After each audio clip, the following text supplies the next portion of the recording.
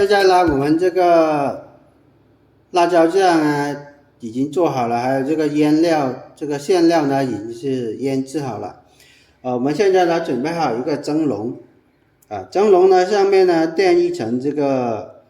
廚房紙或者是這個蒸籠一個這個蒸籠布都可以的。然後呢墊這個餃子，以防呢它就是蒸的時候呢粘底啊。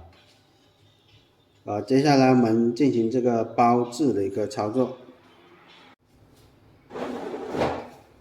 好，這個時候呢，我們開始呢包製這個餃子。首先呢，我們取一片這個餃子皮放在這個手心這個手心上面，然後呢，拿着勺子呢舀一勺這個餃子餡。我們呢先做這個紅蘿蔔的，放到這個餃子皮的正中心然後呢我們這樣子呢把它翻過來，翻過來之後我們把它折好，拿這個右手把它折成这个形狀。这个呢形狀呢大家根據自己的这個喜愛來進行操作什麼形狀都可以的，只要呢包成這個餃子形就可以了像這樣子的我們就可以了包好之後呢，我們直接放到這個蒸籠上面去。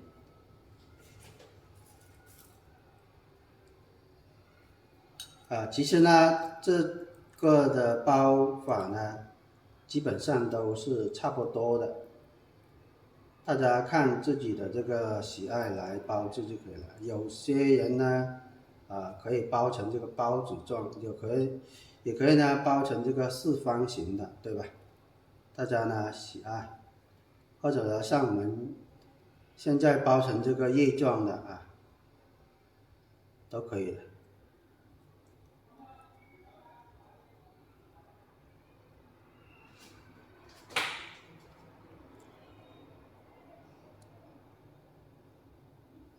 像這樣子的就可以了像這樣子的，包好之後我們直接放到這個蒸籠上面去就可以了。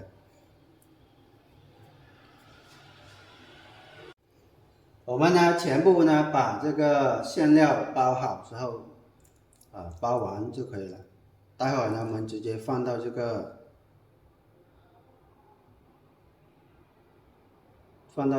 蒸鍋上面去進行這個蒸煮。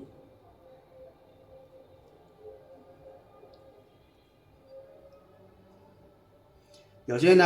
可以包成像這樣子的這個形狀餃子呢的形狀呢有多種大家包哪一種形狀方便就包哪一種就可以了。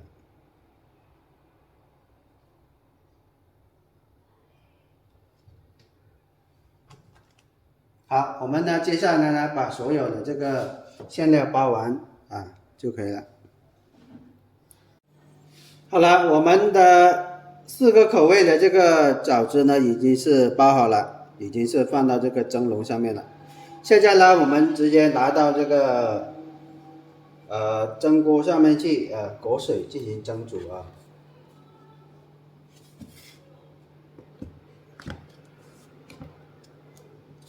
我們呢的這個蒸煮時間呢是水開之後呢上氣蒸20分鐘就可以了。好，現在呢我們直接拿去這個進行蒸煮。好了，現在我們那個蒸餃呢已經是蒸好了。這個是紅蘿蔔的，一個呢就是紫菜的，一個就是玉米的，一個呢就是那個白菜的。這4種這個口味的一個蒸餃。我們蒸好之後呢就可以呢沾點這個花生這個或是黃豆醬包括呢那個辣椒醬沾着來吃就可以了。我們在蒸煮這個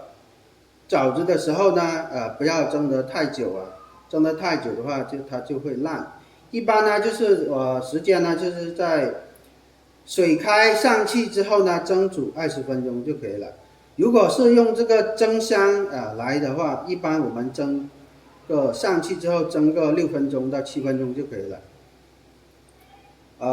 還有一點呢，就是我們在調制這個